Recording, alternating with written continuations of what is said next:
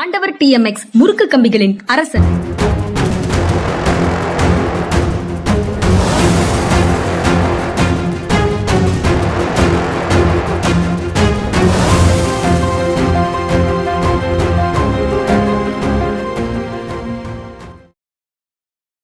வணக்கம். இது மனிதா மனிதா சார். வணக்கம் சார். வணக்கம்ங்க. வணக்கம். தமிழ்நாட்டில் 2 முக்கியமான செய்திகள் இருக்கு சார். அதுக்கு போறதுக்கு முன்னால புதிய பிரதமர் அலுவலக கட்டிடத்திற்கு மாறினார் பிரதமர் மோடி அப்படின்னு ஒரு செய்தி இருக்குது. பழைய பில்டிங்லாம் வந்து காலனிய எச்சம், காலனிய கட்டிடக்கலை போன்ற பல்வேறு விஷயங்களை உள்ளடக்கியதாக இருந்தது. அது வந்து நார்த் பிளாக், சவுத் பிளாக் எல்லாத்தையும் இப்ப டோட்டலா நிராகரிக்கிற ஒரு பேச்சு பேசுற மாதிரி பிரதமர் பேசுறாரு. காலனிய மைண்ட் செட், காலனிய மனநிலையை தவிருங்கள் அப்படின்னும் சொல்றாரு. இதை எப்படி பாக்குறீங்க சார்? அதாவது இதுல வந்து பிரிட்டிஷ் காலத்துல 2 பிளாக் தான் இருந்தது. டோட்டல் இந்தியன் செக்ரட்டேரியட்ங்கிறது நார்த் பிளாக், சவுத் பிளாக், இந்த 2 தான் இருந்தது. நார்த் பிளாக்ல வந்து இவங்க ஃபினான்ஸு, பர்சனல், ஹோம் மினிஸ்ட்ரி இதெல்லாம் இருக்கும். சவுத் பிளாக்ல வந்து உங்களுக்கு வந்து prime minister's office, external affairs, வெளிவிவகாரத்துறை இதெல்லாம் இருக்கும். மற்றபடி எல்லாமே வந்து பிரிட்டிஷ் காலத்துல அக்ரிகல்ச்சர் எல்லாமே இந்த 2 தான் இருந்தது. ஏன்னா அவங்களுடைய பியூரோக்ரஸியே பெருசு கிடையாது. அவங்க இங்க வந்தது வந்து நம்முடைய நிதியை கொள்ளையடிப்பதற்காக வந்தார்கள். அதனால அனாவசியமா எதுலையுமே செலவழிக்க மாட்டாங்க. இங்க பழைய இதெல்லாம் பார்த்தீங்கன்னா சப் கலெக்டர் ஆஃபீஸ் இதெல்லாம் போய் பார்த்தீங்கன்னா ஒரு கூரை வேண்டது மாதிரி இருக்கும். வீடு ஓட்டு சாப்புன்னு சொல்லுவோம்ல. இதுல சிவகாசியில வந்து சாட்சியாபுரம்னு ஒரு இடத்துல தான் சப் கலெக்டர் ஆஃபீஸ் ரொம்ப நாளா இருந்தது. அது ஒரு டைல்ஸ் போட்ட ஒரு கட்டடமா தான் இருந்தது. அந்த அளவுக்கு தான் வச்சிருந்தாங்க அவங்க எல்லா இடத்துலயுமே வந்து. அவங்க பணத்தை வந்து அவங்க செலவழிக்கவே மாட்டாங்க. தேவையில்லாம செலவழிக்கவே மாட்டாங்க. தேவை இருக்கிறதுக்கும் செலவழிக்க மாட்டாங்க. அதனால அவங்களுக்கு 2 நோக்கம் இருந்தது. ஒன்று எக்கனாமிக் எக்ஸ்பிளாய்டேஷன். அது ரொம்ப கரெக்டா பண்ணாங்க. கடைசி வரைக்கும் எக்கனாமிக் எக்ஸ்பிளாய்டேஷன்ல கரெக்டா இருந்தாங்க, குறியா இருந்தாங்க. இங்க இருந்து எடுத்துட்டு போனாங்க, நம்முடைய செலவுகளை எடுத்துட்டு போனாங்க. இன்னொன்னு அவங்களுக்கு வந்து இங்க இருந்த சில விஷயங்கள் வந்து ரொம்ப இதா இருந்தது, கேவலமா இருந்தது. இந்த சோசியல் டிஸ்கிரிமினேஷன், ஏன்னா அவங்க ஊர்ல அது கிடையாது. சோசியல் டிஸ்கிரிமினேஷன் இதெல்லாம் எடுத்து அவங்க வந்து சட்டங்கள்லாம் போட்டிருக்காங்க. இந்த 2மே தான் பிரிட்டிஷ் பண்ணுது. இப்ப இந்த செக்ரட்டேரியட் வந்து சுதந்திரம் அடைஞ்சதுக்கு அப்புறம் வந்து பல புதுசா வந்து எக்ஸ்பேண்ட் பண்ணணும், விவசாயத்துக்கு வந்து நம்ம இன்னும் அதிக இம்பார்ட்டன்ஸ் கொடுக்கணும் அப்படின்னு நினைச்சதுனால கிருஷி பவன் அப்படின்னு சொல்லி ஒரு பில்டிங் வந்து கட்டினாங்க. அதே மாதிரி சுகாதாரத்துக்குன்னு சொல்லிட்டு நிர்மாண் பவன் அப்படிங்கிற ஒரு இதுல வந்து பெருசா ஒரு கட்டடம் கட்டி அதுல வந்து இதுல இருந்து சுகாதாரம் ஒரு 12 மினிஸ்ட்ரி ஏறக்குறைய அங்க இருந்தது. அதே மாதிரி சாஸ்திரி பவன் அப்படிங்கிற கட்டத்துல 6 மினிஸ்ட்ரிக்கு மேல இருந்தது. நான் சாஸ்திரி பவன் தான் ரொம்ப நாளா வெல்ஃபேர் மினிஸ்டர் வந்து அங்க வேலை பார்த்தேன். பின்னாடி பர்சனல்ல இருந்தபோது நான் வந்து இதுக்கு போயிருக்கேன், நார்த் பிளாக் வந்து நான் போயிருக்கேன். அதனால வந்து சுதந்திர காலத்துக்கு அப்புறம் புது கட்டடங்கள் இல்லைன்னு சொல்லி கிடையாது. இன்னொரு முக்கியமான பல பேருக்கு தெரியாது, இந்த கிருஷி பவன் இதெல்லாம் கட்டுறதுக்கான கான்ட்ராக்டர் யாரு? குஷ்வந்த் சிங்குடைய அப்பா வந்து அந்த காலத்துல பெரிய கான்ட்ராக்டர். அவர் தான் அந்த கட்டடங்கள்லாம் கட்டினார். இது கூட பல பேருக்கு தெரியாது. இப்போ இதுக்குன்னு ஒரு ஹிஸ்டரி உண்டு. இன்னைக்கு வந்து ரொம்ப நெருக்கடிகள் இருக்கு, சந்தடி சாக்கு ரொம்ப டிராபிக் ஆயிருச்சு. இந்த கட்டடங்களை வந்து ரெனோவேட் பண்ணினா கூட அது சிரமங்கள் இருக்கு இந்த கட்டடங்கள்ல. ஏன்னா பார்க்கிங் ஸ்பேஸ் எல்லாம் இன்னைக்கு வந்து கிடையாது. அப்படின்னு பார்க்கும்போது நீங்க புதுசா கட்டடங்கள் கட்டுறதுங்கிறது வந்து சரிதான். ஆனா கலோனிய எச்சங்கள்னு சொல்லி நார்த் பிளாக்கையும் சவுத் பிளாக்கையும் அப்படின்னா ராஷ்டிரபதி பவன் கூட கலோனிய எச்சம் தான். ராஷ்டிரபதி பவன் கழுவி விட்டுருவோமா? வைசாயிகள் பவனா தான் இருந்தது, அதை கை விட்டுருவோமா நம்ம? சரி, இது வந்து டெமோக்ரஸி. இன்னைக்கு வந்து டெமோக்ரஸியில் எதுக்கு மன்னர்கள் கட்டின கோயிலா இருக்கணும்னு சொல்லி கோயிலாம் விட்டுருவோமா? That is history. இது வந்து சிறுபிள்ளைத்தனமான ஒரு பேச்சு. பிரதமருடைய பல பேச்சுகள் வந்து ஒரு இதுக்காக வேண்டும், மக்களை கவர வேண்டும் என்பதற்காக பிரதம மந்திரி என்கிற ஹோதாவில் இருந்து பேசாமல் பல விஷயங்கள் ரொம்ப கொஞ்சம் சிறுபிள்ளைத்தனமாக இருக்கிறதுங்கிறதுக்கு இது ஒரு உதாரணம். இந்த கலோனிய எச்சங்களை வந்து எடுத்து இங்க வந்தாச்சு, சேவாதித்னு பேர் மாத்தியாச்சு. உடனே வந்து பிரைம் மினிஸ்டர் ஹவுஸ் வந்து எல்லாருக்கும் ஓப்பனா இருக்குமா? இருக்க முடியுமா? பாயிண்ட் இந்த மாதிரி பேசுறதுல தேவை இருந்தது. இந்த கட்டடங்களை எல்லாம் புனரமைக்க வேண்டிய தேவை இருந்தது. அதே சமயம் அதுக்குன்னு ஒரு கம்பீரம் இருக்கு. அந்த நார்த் பிளாக் சவுத் பிளாக் வந்து ரைசினா ஹில்னு சொல்லுவாங்க. நீங்க டெல்லி போயிருப்பீங்க.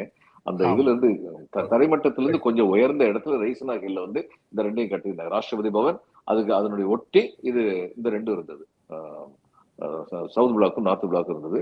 ராஷ்டிரபதி பவன்லயே வந்து சில அலுவலகங்கள் வந்து இருந்தது. உதாரணம் பிரசிடென்ட் செக்ரட்டேரியட் வந்து ராஷ்டிரபதி பவன்ல தான் இருந்தது. இந்த கேபினெட் மீட் பண்ற இடம் வந்து கேபினெட் மீட்டிங் நடத்துற இடம்னா ராஷ்டிரபதி பவனுக்கு உள்ளதான் இருந்தது. கேபினட் செக்ரட்டேரியட் வந்து ராஷ்டிரபதி பவனுக்கு உள்ளதா இருந்தது. இது மாதிரி நம்ம இருந்ததாக்க அவைகளெல்லாம் வந்து வரலாற்று சின்னங்கள். அதுவும் கலோனிய எச்சங்கள்னு பாக்குறது வந்து ரொம்ப தாழ்ந்த ஒரு பார்வைன்னு சொல்லி நான் நினைக்கிறேன். அவைகளெல்லாம் வந்து வரலாற்று சின்னங்கள், மிக அழகாக கட்டப்பட்ட கட்டடங்கள் அப்படிங்கிறதுனால அதை வந்து உடைய ஒதுக்கி தள்ளி இருக்க வேண்டியதில்லை. இப்போ ஒருவேளை அதில் மியூசியம் வைப்பாங்க. மியூசியம் வைக்கும் போது பிஜேபி அரசு அமைத்த மியூசியம்னு சொல்லி பெரிய பெயர் பலகை போட்டுக்குவாங்க. ஏன்னா நேருவுக்குன்னு சொல்லிட்டு ஒரு நினைவாலயம் இருந்தது, நேரு மெமோரியல் ஒன்று இருந்தது. அதை இவங்க என்ன பண்ணாங்க, memorial of the prime ministers அப்படின்னு எல்லா பிரைம் மினிஸ்டருக்கும் சேர்த்து அப்படின்னு சொல்லி மாத்தி நேரு பேரை இருட்டடி பண்ணாங்க. அது மாதிரி இங்கே தங்களை முன்னிறுத்திக் கொள்வதற்காக இந்த மாதிரி பேச்செல்லாம் பேசுறாங்க. இதுல என்னன்னா, கட்டடங்கள் புனரமைக்கப்பட வேண்டிய தேவை இருந்தது. புதுசா வந்து பார்க்கிங் ஃபெசிலிட்டி எல்லாமே இன்க்ரீஸ் பண்ண வேண்டிய தேவை இருந்தது. இதெல்லாம் காரணம் காட்டுங்க, நியாயமான காரணங்கள். ஆனா நார்த் பிளாக் சவுத் பிளாக் நம்ம விட்டுருக்க வேண்டியதில்லை. அங்க வந்து முக்கியமான ஆபீஸ் வந்து அங்க வந்து இருந்திருக்கலாம். சவுத் பிளாக்ல பிரைம் மினிஸ்டர் ஆபீஸ் இருந்தது, அங்க கண்டினியூ பண்ணிருக்கலாம். எக்ஸ்டர்னல் அஃபேர்ஸ்க்கு இடம் இல்லைங்கிறதுனால அக்பர் பவன் சொல்லி ஒரு 5 ஸ்டார் ஹோட்டல் இருந்தது, அப்படியே மாத்தி எக்ஸ்டர்னல் அஃபேர்ஸ் மினிஸ்ட்ரி அங்க சாணக்கியபுரிக்கு வந்து கொண்டு வராங்க. சாணக்கியபுரி கொண்டு போறதுல இன்னொரு அர்த்தமும் இருந்தது. ஏன்னா பல வெளிநாட்டு தூதரகங்கள் சாணக்கியபுரியில தான் இருந்தன. அப்ப நம்முடைய வெளிநாட்டு வெளிவிவகாரத்துறை அமைச்சகமும் அங்க இருக்கிறது வந்து ரொம்ப பொருத்தமா இருந்தது. இப்படி பொருத்தமான காரியங்கள். இப்ப காங்கிரஸ் பண்ணது எல்லாமே தப்புங்கிற மாதிரியான ஒரு பேச்சு அடிக்கடி பேசுறாரு. காங்கிரஸ் பல காரியங்கள் திட்டமிட்டு சிறப்பாக செய்தார்கள் என்பது உண்மை. ஆனால் பழையன கழிதலும் புதியன புகுதலும் வழுவல, கால வகையினானுங்கிற அளவில் இந்த சில கட்டடங்களை நிர்மாணிக்க வேண்டியது, புதுப்பிக்க வேண்டியது, புது இடங்களுக்கு கொண்டு போக வேண்டியது எல்லாமே தேவை. அதை பண்றது வந்து வரவேற்க தகுந்ததுதான். அதுக்காக காரணம் சொல்றதுதான் ஏத்துக்க முடியல, அவ்வளவுதான், வேற ஒண்ணும் இல்லை. கலோனி எச்சங்கள் அப்படின்னு சொல்றது. பிரதமர் அலுவலகத்தை சேவா தீர்த்துன்னு பெயர் மாத்திட்டா எப்படி சார்? அது சேவா தீர்த்துங்கிறதுக்கு என்ன பொருள்? சேவை மையம் சொல்லலாம், சேவை மையம்னு சொல்லலாம். சரி, அது எந்த மொழியில எழுதப்பட்டிருக்கணும் அப்படின்னு பார்த்தா தேவநாகரி எழுத்துக்கள்ல நாகரிக்கு தேவோ பவ அப்படின்னு வேற எழுதியிருக்கிறாங்க அப்படின்னு ஒரு செய்தி சொல்லுது. குடிமக்களே தெய்வம் அப்படின்னு சொல்றாங்க. பெண் தெய்வங்கள், குடும்பத்தை காக்கும் பெண்களே தெய்வங்கள் அப்படின்னு சொல்லியாச்சு. இப்ப எல்லா குடிமக்களுமே தெய்வம் அப்படின்னு சொல்லியாச்சு. ஜனநாயகம் சொல்றதை செயல்படுத்தினா சந்தோஷம் தாங்க. ஆனா அப்படி செயல்படுத்துறாங்களான்னு சொல்லி பார்த்தா செயல்படுத்துறது இல்லை. சில பெயர் மாற்றங்கள் நன்மை தான். அதாவது அட்லீஸ்ட் நான் நாளைக்கு ஒரு குடிமகன் கேள்வி கேட்பார்ல, ஏன்னா சேவாதத்தின் பெயர் வச்சுட்டு எங்களுக்கு எல்லாம் உள்ளே நுழையிறதுக்கு அனுமதி இல்லை அப்படின்னு கேட்க முடியும். அந்த அளவுல அதை வரவேற்கிறது. ஆனா பிரைம் மினிஸ்டர், அதாவது பிரைம் மினிஸ்டர் ஆபீஸ் வந்து பிரதம மந்திரியுடைய அலுவலகம் அப்படி எல்லாருக்கும் தெரியும். பிரைம் மினிஸ்டர் ஆபீஸ் எழுதுனா, சேவாதத்தின் எழுதுனா அங்க என்ன ஆபீஸ் இருக்குன்னு யாருக்கு தெரியும்? இவங்க வந்து ஒன்றிய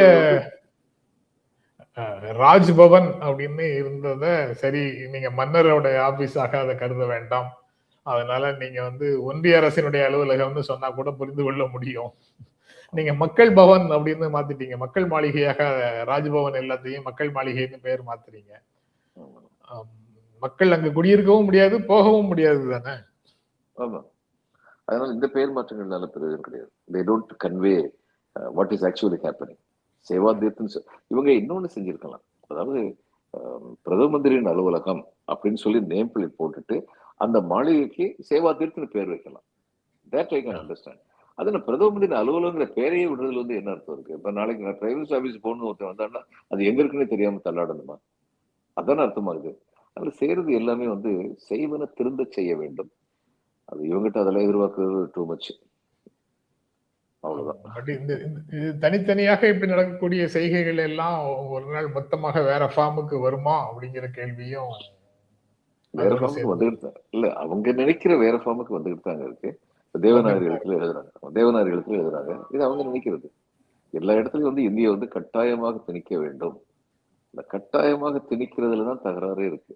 அதாவது எல்லா இந்திய மொழிகளுக்கும் தங்களுக்கு உள்ள உரிமை பாதுகாக்கப்பட்டிருக்கின்றது அப்படிங்கிற ஒரு பாதுகாப்பு உணர்வு ஏற்பட்டது என்றால் இந்திய யாரும் எதிர்க்க மாட்டாங்க. ஏன்னா தமிழ்நாட்டுல சரி, அந்த வங்காளத்துல சரி, இதுல கர்நாடகால சரி நடக்கிறது. மகாராஷ்டிராவே ஆரம்பிச்சிருச்சு. இந்தி திணிப்பை எதிர்க்கிறாங்க. இந்திய யாரும் எதிர்க்கிறாங்க? இந்தி திணிப்பை எதிர்க்கிறாங்க. இந்தி இப்படி எல்லாம் திணிக்கப்படுது. நாங்க வந்து தேவகோட்டைன்னு ஒரு ஊர் காரைக்குடிக்கு பக்கத்துல, அங்க ஒரு ஸ்டேஷன் மாஸ்டர் ஒருத்தர் அங்க அப்பாயின்ட் பண்ணிருக்காங்க.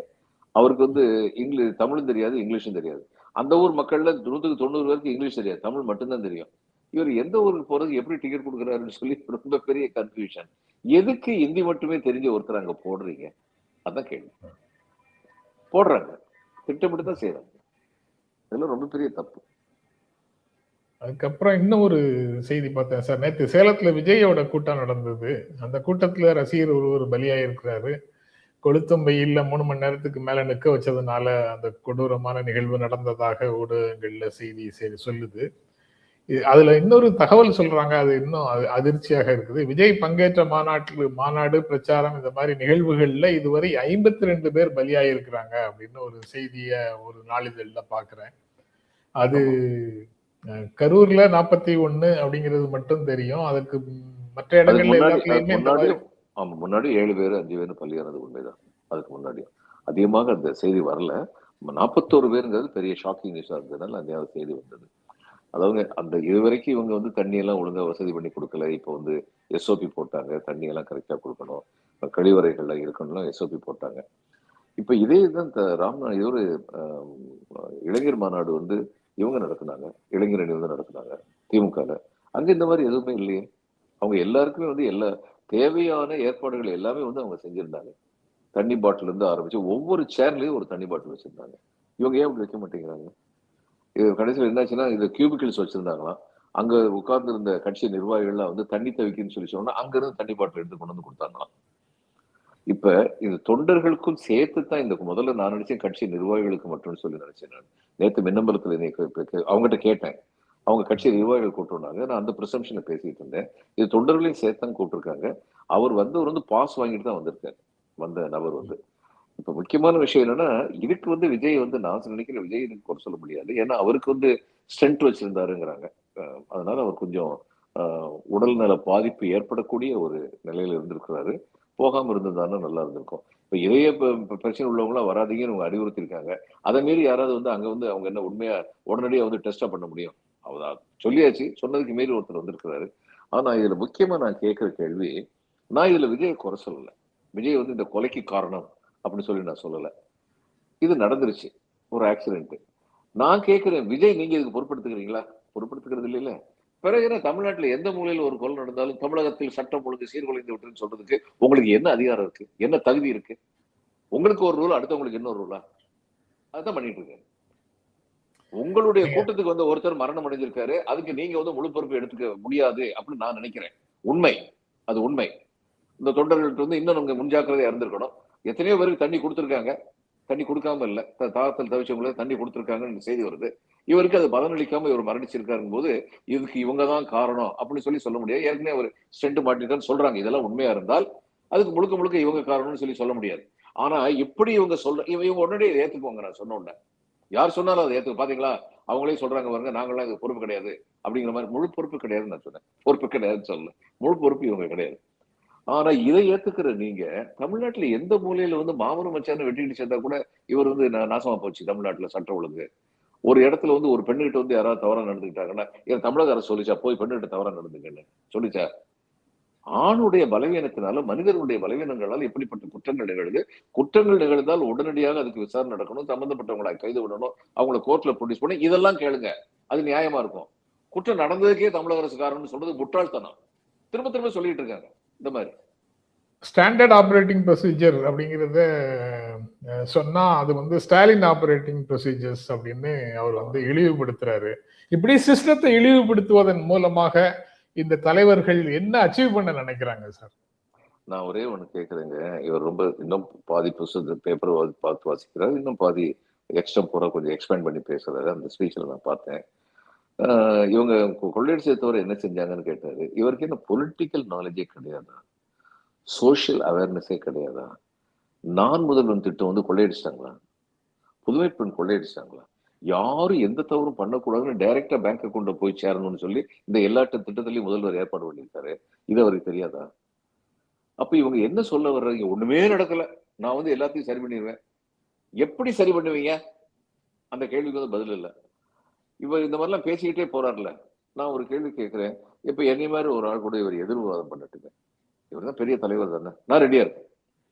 விஜய் கூட ஒரு கூட்டத்துல விவாதம் பண்றதுக்கு நான் ரெடியா இருக்கேன். இவர் பேச்செல்லாம் சொல்லட்டும். நான் தமிழ்நாடு கவர்மெண்ட்ல டிஃபெக்ட் இல்லைன்னு சொல்றேன்னா, அரசுல குறை இருக்குன்னு சொல்றேன், நான் குறைகள் நிவர்த்திக்கப்பட வேண்டும் சொல்றேன். நான் அதே சமயம் அவருடைய நிலைகளையும் பாராட்டணும். ஒரு பொதுமக்களுடைய ஒரு பிரதிநிதி என்ற அளவில் பொதுமக்களில் ஒருவனாக இந்த அரசு என்ன நல்லது செஞ்சாலும் நல்லதை பத்தி பேசணும். இந்த நல்லது செய்யற நேரத்துல குறைகள் இருந்தா, இம்ப்ளிமெண்டேஷன் குறைகள் இருந்தா அதை பத்தி பேசணும். தேவையில்லாத காரியங்கள் செஞ்சாங்கன்னா அதை தாக்கணும், அது செய்யக்கூடாதுன்னு சொல்லணும். அப்படின்னு நினைக்கிற ஒரு சாதாரண பொதுமக்கள் ஒருத்தர் நான். எனக்கு எந்த அரசியல் கட்சியும் கிடையாது. நாளைக்கு இவங்க டிஎம்கே வந்து என்னை வந்து ஃபீல்டு பண்ணி நீங்க இந்த எலெக்ஷன் நில்லுங்கன்னு சொன்னா சாமி வேண்டாம் வேண்டாம்னு சொல்லிட்டு ஓடி போயிருவேன்.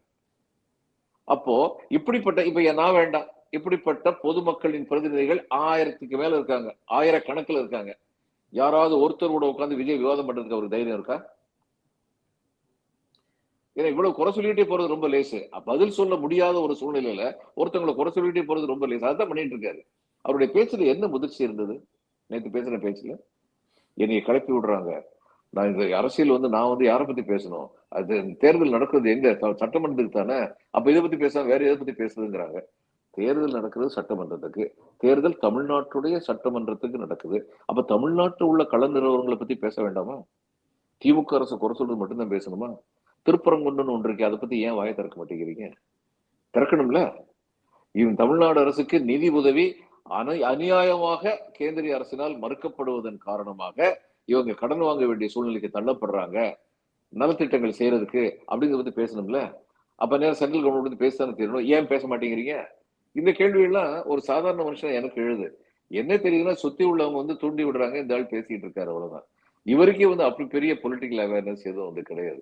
இவருக்கு மட்டும் இல்லைங்க, இன்னைக்கு உள்ள பல பேரு கிடையாது. அது ரொம்ப வருத்தத்திற்குரிய ஒரு செய்தி இன்னைக்குள்ள அரசியல்வாதிகள்ல. இப்ப நான் கேட்கிறேன், இபிஎஸ் ஓபிஎஸ் இந்தியன் கான்ஸ்டிடியூஷனை பத்தி என்ன தெரியும்? ஓப்பனா கேட்கிறேன் நான். இந்திய அரசியல் சட்டம் எப்படி வந்ததுன்னு தெரியுமா? கவர்மெண்ட் ஆஃப் இந்தியா அது அறிஞர்கள் பேசி முடிவெடுக்க வேண்டிய விஷயம் சார்.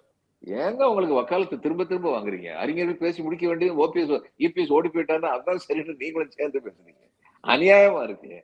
நான் கேட்கிறேன், இல்ல கவர்மெண்ட் ஆஃப் இந்தியா 1935 என்னன்னு தெரியணுங்க. அதாவது ஒரு சயின்ஸை பத்தி தெரியாம இருக்கலாம், சயின்ஸ் அட்வான்ஸ் பத்தி தெரியாம இருக்கலாம் இவங்களுக்கு, அரசியல்வாதிகளுக்கு. அதை சொல்லிக் கொடுக்கறதுக்கு தான் இவங்களுக்கு அதிகாரிகள் இருக்காங்க, மற்றும் நிபுணர்கள் குழு இருக்காங்க. அரசியல் தெரியணும். இந்த நாட்டுல சுதந்திரம் வரதுக்கு முன்னாடி எப்படி இந்த அரசியல் நிர்ணய அமைப்பு வந்தது அப்படிங்கிறது தெரியணும். எத்தனை பேருக்கு தெரியுங்க அரசியல் நிர்ணய சபையில் அம்பேத்கர் வர முடியலங்க? ஏன்னா அந்நேரம் என்ன வச்சிருந்தாங்க? ஒவ்வொரு மாநிலத்தில இருந்தும் இத்தனை தேர்ந்தெடுக்கப்பட்ட சட்டமன்ற உறுப்பினர்கள் இத்தனை பேர் அனுப்பலாம். அம்பேத்கருடைய கட்சிக்கு ஒரே ஒரு உறுப்பினர் தான் இருந்தார் மகாராஷ்டிரால. அனுப்ப முடியல அவரை. அப்ப ஹேமந்த் மண்டல்னு ஒருத்தர் கிழக்கு வங்காளத்துல இருந்தார் அந்நேரம், நாடு பிரிவதற்கு முன்னாடி. அவர் பட்டியலத்தை சேர்ந்தவர். அவர் அங்க நாடு பிரிஞ்சு போனதுக்கு அப்புறம் கொஞ்ச நாள் இதெல்லாம் இருந்தாரு, ஹெல்த் மினிஸ்டர் இருந்தார் நினைக்கிறேன் பாகிஸ்தான்ல, பெரிய தலைவர். ஆனா அதுக்கப்புறம் அவர் அவங்களுடைய மன வேறுபாடு ஏற்பட்டு அவர் அது வேற கதை. ஆனா நாடு ஒன்றாக இருந்த போது இவர் தான் ஹேமந்த் மண்டல் தன்னுடைய கிழக்கு வங்காளத்திலிருந்து பிரதிநிதித்துவத்தை ஆதரவு கொடுத்து இவரை கூப்பிட்டு வந்தார் அம்பேத்கரை. அப்படித்தான் நிர்ணய சபைக்குள்ள போகணும் அம்பேத்கர் துடிக்கிறாரு. என் நாட்டுக்கு என்னுடைய கடமை செய்யணும். Because he was the ultimate wisdom in law. அந்த நாள்ல இருந்தவங்கள்ல சட்டத்தை பற்றி அவரை விட தெரிந்தவர்கள் யாருமே கிடையாது. அதுதான் உண்மை. அப்போ அன்னைக்கு இந்த மாதிரி போக முடியாத சூழ்நிலை இருந்தபோது இவங்க ஹெல்ப் பண்ணாரு, ஹேமந்த் மண்டல் ஹெல்ப் பண்ணாரு. அதுக்கப்புறம் பாகிஸ்தானுக்கு போனதுக்கு அப்புறம் போயிடுச்சு இவருக்கு. இது பல பேருக்கு தெரியாது. அரசியல் நிர்ணய சபை உறுப்பினர் இவர் இருக்க முடியாது அப்படின்னு நிலைமை வந்துருச்சு. அந்நேரம் ராஜேந்திர பிரசாத் பாம்பே ப்ராவின்ஸ்ல மறுபடியும் பேசினாரு, இவருடைய திறமையை நம்ம இழக்கக்கூடாது, காங்கிரஸ் நீங்க அவர் உங்களுடைய ரெப்ரசன்ட் அனுப்பி வைங்கன்னு. நிச்சயமாக காங்கிரஸ் அந்த விதத்தில் சரியாக தன்னுடைய கடமையை செய்தது. அம்பேத்கர் ஒருத்தர் இழக்கக்கூடாதுன்னு சொல்லி மறுபடியும் காங்கிரஸ் அவரை கூப்பிட்டு வந்தாங்க. இதுல இது எத்தனை பேர் தெரியும்? அன்னைக்கு அம்பேத்கர் இங்க வராமல் இருந்திருந்தால் இந்த இந்திய அரசியல் சட்டம் என்னவாக போயிருந்திருக்கும் யாருக்காவது தெரியுமா? நான் கேட்கிறேன், இதெல்லாம் ஒரு அரசியலுக்கு வர்றவங்களுக்கு இதெல்லாம் பத்தி தெரியணும். கவர்மெண்ட் ஆஃப் இந்தியா ஆக்ட்ங்கிறது கவர்னருக்கும் இவருக்கும் வைஸ்ராய்க்கும் ஏகப்பட்ட அதிகாரத்தை கொடுத்து வச்சிருந்த ஒரு ஆக்ட். அந்த ஆக்டை வச்சே தள்ள பார்த்தாங்க இவங்க பிரிட்டிஷ்காரங்க. இன்னும் பல பேருக்கு தெரியாது, 1950 ஜனவரி 26 கான்ஸ்டிடியூஷன் ஆஃப் இந்தியா அமலுக்கு வர்ற வரைக்கும் இந்தியாவை ஆண்டுகின்றது கவர்மெண்ட் ஆஃப் இந்தியா ஆக்ட் தான். தீர்மானமாக நேரு சொன்னார், இது எங்களுக்கு பொருந்தாத ஒரு சட்டம், இதை நாங்கள் நீர்த்து போக செய்து காலி செய்து விடுவோம். அந்த காலி செய்து விடுற காரியத்துல இன்னொன்னு பல பேருக்கு தெரியாது, இந்த கான்ஸ்டிடியூஷன் ஃப்ரேம் ஒர்க்குக்கு ஒரு சேர்மனா அம்பேத்கர் இருந்தார்ல, அந்த அம்பேத்கர் சேர்மன் முதல்ல நேரு என்ன நினைச்சாரு, பல நாட்டுடைய கான்ஸ்டிடியூஷன்ல எல்லாம் அனுபவம் பெற்ற இவர் ஒருத்தர், ஐரோப்பியர் ஒருத்தர், அவர் இதுல போடலாம்னு சொல்லி சொன்னாரு. ஆனா காந்தி சொன்னாரு, இல்லை, அம்பேத்கர் தான் போடணும், அவருக்கு உள்ள சட்ட ஞானம் வேற யாருக்கும் உள்ள சட்ட ஞானத்தை விட குறைந்ததில்லை. அப்போ நாட்டுல என்ன கருத்து வேற்றுமைகள் இருந்தாலும் ஒரு அறிவுக்கு, அறிவு ஆண்மைக்கு மரியாதை கொடுக்கப்பட்டது. இதெல்லாம் நம்முடைய அதிர்ஷ்டம். அந்த மாதிரிப்பட்ட பெரியவங்க எல்லாம் சேர்ந்து அம்பேத்கரை உள்ள கொண்டு வந்தாங்களே, அது நம்முடைய அதிர்ஷ்டம். அம்பேத்கர் இல்லாம போயிருந்தா இந்த அளவுக்கு கூட புவரா ஒரு கான்ஸ்டிடியூஷன் இருந்திருக்காது. It's not a perfect constitution, but it is leading towards perfection. அதுதான் இந்த கான்ஸ்டிடியூஷனுடைய சிறப்பு. இதெல்லாம் தெரியாம அரசியலுக்கு வந்து பேரம் பேசுறதுக்கு அரசியலுக்கு வர்றவங்க எல்லாம் பார்க்கும்போது மன சந்தோஷமாவா இருக்கும். கஷ்டம். சார் அதுக்கு போறதுக்கு முன்னால இப்ப நீங்க கவர்மெண்ட் ஆஃப் இந்தியா ஆக்ட பத்தி சொன்னீங்கல்ல, அத நேரு எப்பவாவது சொல்லியிருப்பாரு சார். அது கலோனியல் ஆக்ட் அப்படின்னு சொல்லியிருப்பாரு. அதத்தான் இப்ப நம்ம பிரதமர் சொல்லிக்கிட்டே இருக்காரா அப்படின்னு கேக்குறாரு.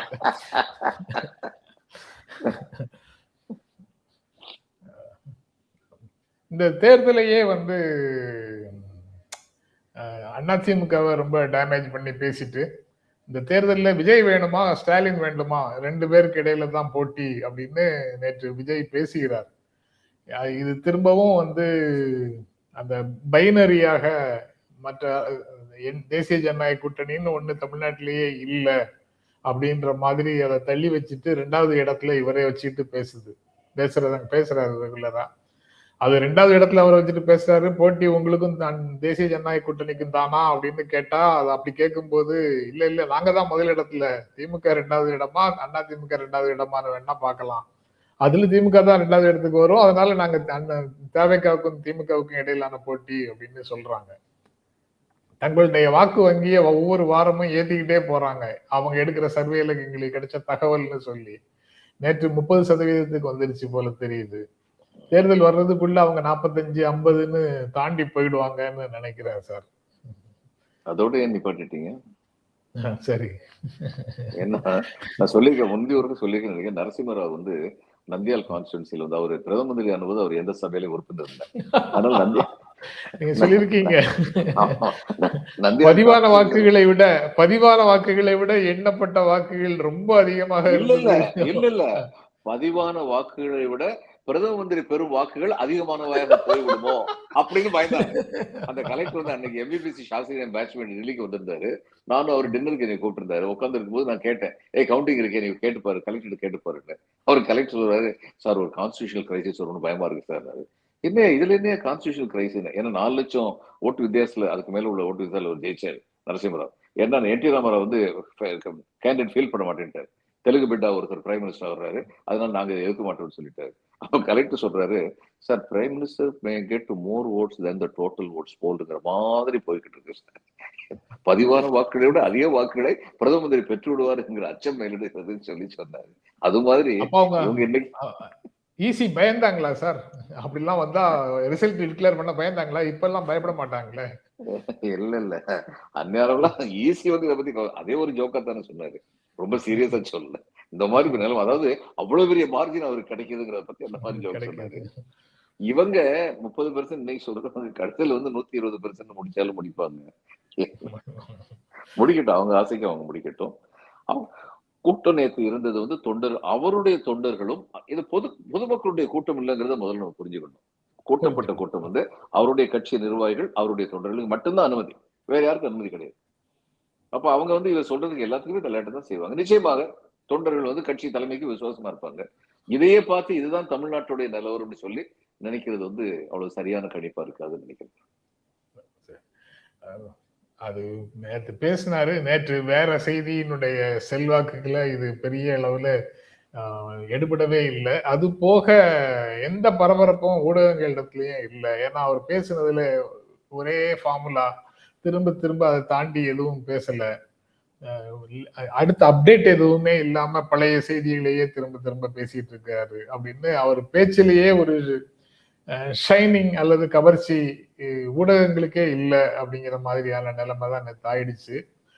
அந்த செய்திக்கு வருவோம் சார். அந்த செய்தி நேற்று பொதுமக்கள் பெண்கள் இடத்துல தமிழ்நாடு முழுக்க மகிழ்ச்சி கொண்டாட்டம் வெளிப்பட்டு கொண்டே இருந்தது.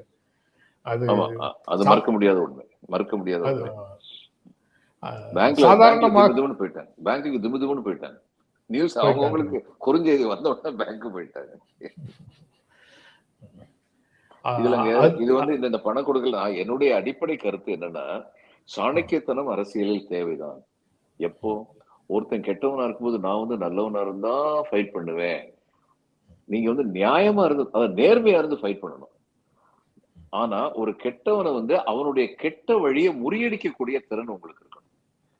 அதைத்தான் ஸ்டாலின் பண்ணியிருக்காரு. இந்த தரம் அவங்களுக்கு சரியான மூக்குடைப்பு, சரியான மூக்குடைப்பு. எதிர்பார்க்கவே இல்லை இது மாதிரி நடக்கும்னு சொல்லி. அது எதிர்பார்க்கல. அவங்க வந்து கடன் வாங்கக்கூடிய நிதிகளை நீங்க வந்து இப்படித்தான் ஆடம்பரமாக செலவு செய்யற மாதிரி குற்றச்சாட்டு சொல்றாங்க.